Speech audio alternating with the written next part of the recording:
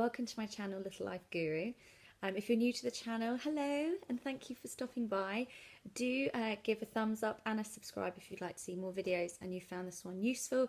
It lets me know that I should keep making them. So it's quite late and it's quite dark, but I just really wanted to make a video about this because it's something I've experienced recently, and I've actually found a really great tool, a really great exercise that kind of really helps with confidence. There was recently something that happened to me, and it was a work-related thing, and I don't want to go into too much detail for sort of professional reasons, but for whatever reason it really knocked my confidence, and I found that I was waking up every day after this meeting feeling really down on myself and feeling like I was really failing at everything. And I tend to be a little bit like that. I will focus on 2% of something I'm not good at. I will let that take over rather than focusing on all the other things that I do well or that I'm successful in.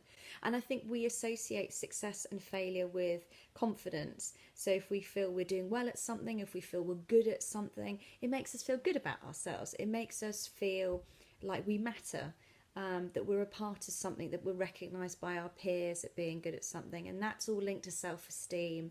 And how we want the world to see us, you know, our own perspective of who we are. And so my confidence really got knocked, and it was sort of it was about 2 weeks ago. And for those couple of weeks following the meeting, I just felt really down. And I sort of sat down one day and I thought, why have I allowed this meeting to really knock my confidence? And I'd gone into it feeling really positive, really good about myself, and I came away feeling really deflated and demotivated and kind of generally just a bit confused and a bit disappointed by it, by the results of it. And I continued to feel down, and I thought, I really want to snap out of this, but how am I going to do that?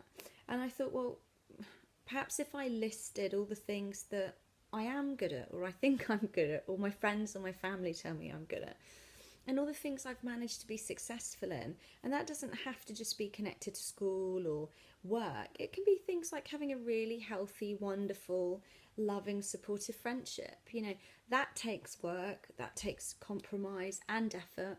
And it means that, you know, if you have good friendships, if you're happy in your friendships and your friends are happy in their friendships with you, then you must be doing something right.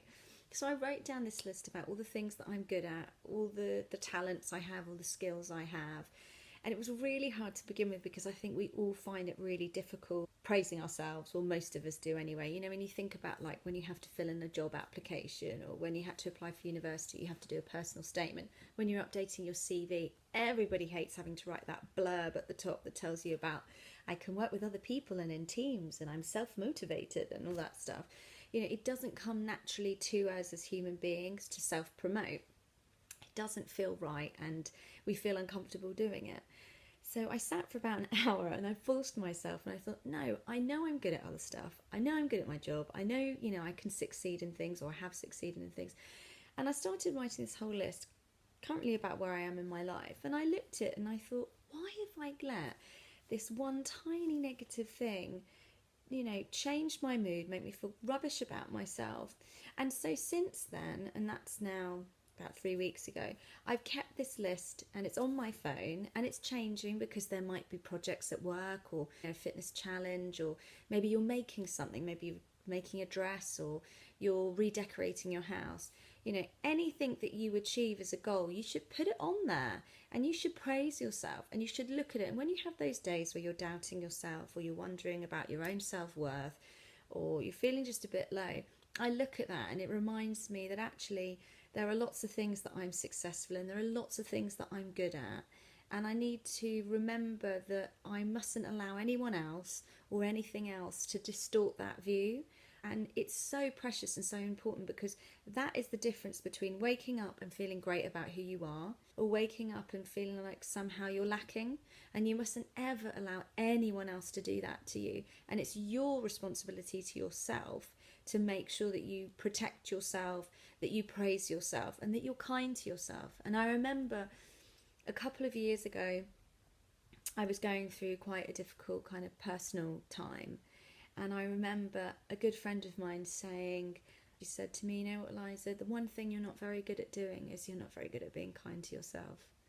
And it really stuck with me, and I thought, oh God, you know, I'm putting all these other people before me. I'm always thinking about other people. I'm always trying to strive and succeed in things. But you've got to look after number one, and then you can be the best person you can be for your partner, for your children, for your colleagues, for your boss, for your best friend, whoever it might be. So that was my little tip today. So if you have a chance, whether you're feeling blue or whether you're feeling fine, I think it's really, really great exercise, writing down all the things that you're good at, that you're successful at.